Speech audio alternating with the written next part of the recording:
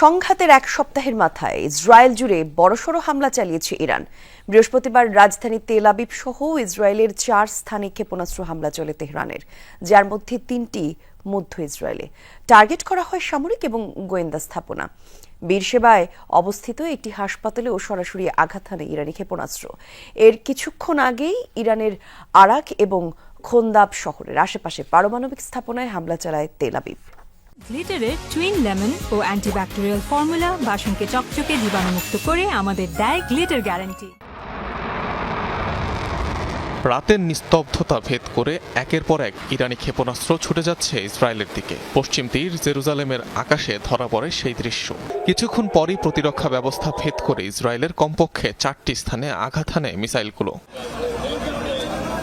বৃহস্পতিবার ভোররাত থেকে ইসরায়েলে বড়সড় অভিযান চালায় ইরান। টার্গেট করা হয় মধ্য এবং দক্ষিণ ইসরায়েলের 4 স্থান।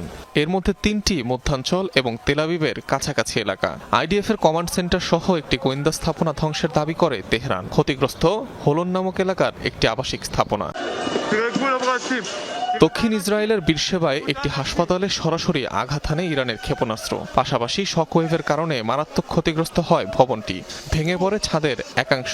ব্যাপক ক্ষতির কথা স্বীকার করলেন প্রধানমন্ত্রী নেতানিয়াহু। আমরা অনেক ক্ষতির সম্মুখীন হচ্ছি, বেদনাদায়ক ক্ষতি, কিন্তু আমাদের বাহিনী শক্তিশালী, জনগণ শক্তিশালী। রাষ্ট্র হিসেবে ইসরায়েল আগের চেয়েও বেশি শক্তিশালী। মন্ত্রণালয়গুলোকে নির্দেশ দিয়েছি যাতে ক্ষতিগ্রস্ত সকলকে সহায়তা দেয়। এর কিছুক্ষণ আগেই ইরানের আরাক এবং খোন্দাব শহরের আশপাশের এলাকায় হামলা চালায় আইডিএফ, যেখানে তেহরানের ভারী জল পারমাণবিক রিয়েক্টর অবস্থিত। অঞ্চলগুলো খালি করার নির্দেশনার কয়েক ঘন্টার মধ্যেই সেখানে বিমান হামলা চালায় নেতানিয়াহু বাহিনী। এছাড়াও রাতভর ইরানের ইস্পাহান, সিরাজ, কেরমানশাহ প্রদেশের একাধিক স্থানে অভিযান চালায় ইসরায়েল। রাজধানীর পুলিশ হেডকোয়ার্টার্স ধ্বংসের দাবি আইডিএফ-এর। রেড ক্রিসেন্ট সোসাইটির হেডকোয়ার্টার্সেও চলে হামলা। বিস্ফোরণের আওয়াজ পাওয়া গেছে কারাচ শহর ও কাছাকাছি বিমানবন্দরে। অনিক রহমান, যমুনা নিউজ।